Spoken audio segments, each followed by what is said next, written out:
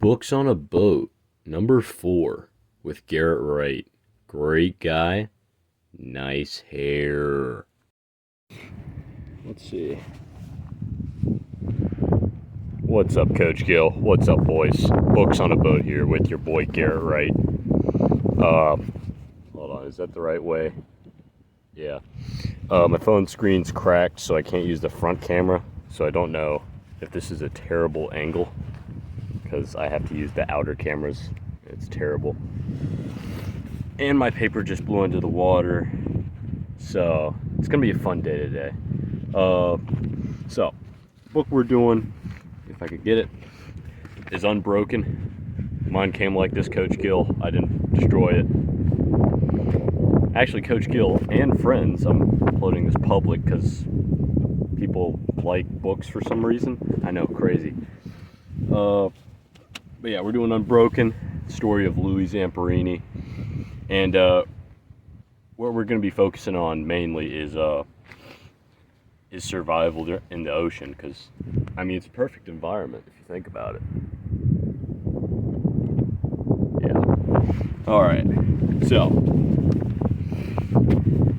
it was a miracle that Louis Zamperini survived. But I love this wind, you know. It really spices it up. And we're gonna have to do this one take because I can't work with my editing software when I can't see the screen, and I cannot see a thing on this cracked screen. So yeah, so it was a miracle Louis survived, and my points were: he constantly prayed, so he probably got some divine intervention from that, and something just hit the bottom of my boat that's kind of scary. He constantly prayed. He could have easily died at sea, and he could have easily had died at the hands of the Japanese. I mean, absolutely brutal stuff they did. Now, point number 1. The prayers Louis said could be conducive to his survival. I hope y'all can hear me. The prayers Louis said, this is all one take, so this is going to be fun. The prayers Louis said could have been conducive to his survival. And I have this quote here: "The 2-week mark was a turning point for Louis. He began praying aloud. 2 weeks on a boat, he begins to pray for the first time since, I believe it said, he was a child. And he didn't actually know any prayers. He just recited snippets he heard in movies. So, yeah. But he tried. His heart was in it, and that's what mattered. And I believe that those prayers are ultimately what saved him and Phil, because it's crazy what those two went through on the raft and in POW camps. Now, point 2. Food was scarce as well as water. Like, on a raft, I'm already close to out of water. Hold on. I think I'm almost out. And I've only been on the water for like a solid 30 minutes. I still got a bit, but I really need to head in soon. Just be safe, because I have to hike this canoe a mile to the pond and a mile back, so it's kind of fun. Things I do for you, Coach Gill, and other viewers. But anything for books on a boat, I guess. But yeah, food and water was very scarce. Mac, the tail gunner, had the provisions box. He was supposed to keep hold of it when they crashed, but it slipped out of his hands. So they only had what food was on the raft. It was like a chunk. And I think that, like, depleted in like a day because Mac ate it all. But yeah. And water. Like, you can't just drink. I probably could drink this pond water. I've drank worse in survival situations, but seawater, you don't want to drink that stuff. You don't. But this is still recording also. Still recording good. Oh, that was a yank. All right. Yeah, my anchor is a 20-pound weight, so I'm wondering if we're drifting just a little bit. But yeah, I have this quote for point number 2, food was scarce as well as water.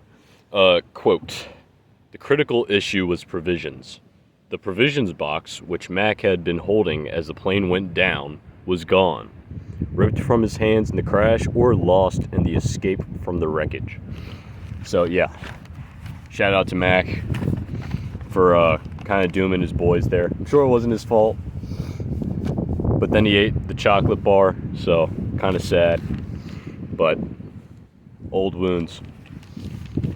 And quote number 2, they drank the last of their water and became incredibly thirsty and hungry. This was during the raft expedition. I know it's very small, but surprisingly they don't go on a lot about their water.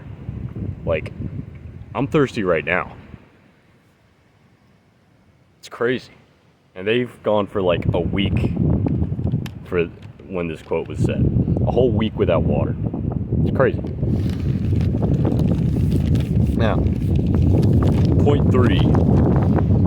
The wind's kicking up and my anchor is doing terribly.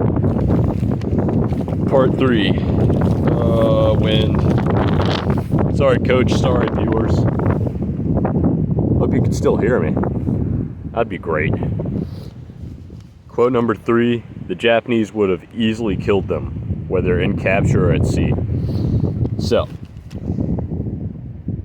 Louis was also a POW after his rafting experience, and it's a miracle he made it to that, because in this quote, and I quote, he saw 2 silhouettes, a pilot and a co-pilot.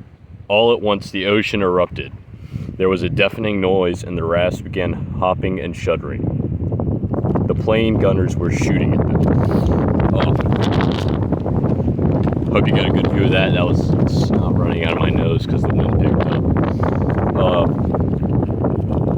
So, it was a Japanese bomber that like discovered them, and they thought it was an American one. So they're like, "Hey yo, hook us up," and the Japanese lit them up. Oh, I'm gonna need to cut some of this out. This is disgusting. Anyways. That's quote number 1 of point 3. The Japanese would have easily killed them, whether at capture or at sea. They didn't care about these guys. They wanted them dead. And quote number 2. Maybe when the wind calms down so you can actually hear me. That would be great. These mass murders were the first applications of Japanese kill-all rule. If Allied advances made the rescue of POWs possible, POWs must be executed. Hope you can see my face during that. So yeah, if the Allies like attacked an island that POWs were on, their like first order of business would be to kill all the POWs so they couldn't be, I guess, put back into the war. So yeah, even if the Allies tried to save Louis, they'd probably kill him once they captured the island. So not very good chances for Louis. Henceforth, it was a miracle Louis survived. That was a great transition. The points were he constantly prayed because it could have easily died at sea, and he could have easily died at the hands of the Japanese. So thanks for tuning in. I'm gonna chill out here for a little bit. School's been running me ragged, and can y'all hear me? Oh, that's terrible. Y'all can hear me better here. School's been running me ragged, and I want to chill. So I'm probably gonna chill here for a little bit. Then I'm gonna go in. I feel like I can do with my water situation. But yeah, that's been Books on a Boat. I'll see you, Coach Gill, and I'll see you, viewers.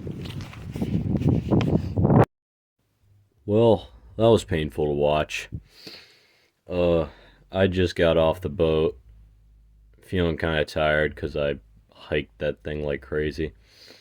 But yeah, Louis Zamperini Sadly died 2014. Very strong man, very great guy, great Christian. Uh, that was, I cannot stress how terrible that was. Everything that could go wrong went wrong. Uh, well, I'm gonna go study for my learners. Already failed it twice, don't want to fail it again. But thanks for watching, Coach Gill, and other esteemed viewers, if that's the right word. Uh, I'll see y'all in class. Goodbye.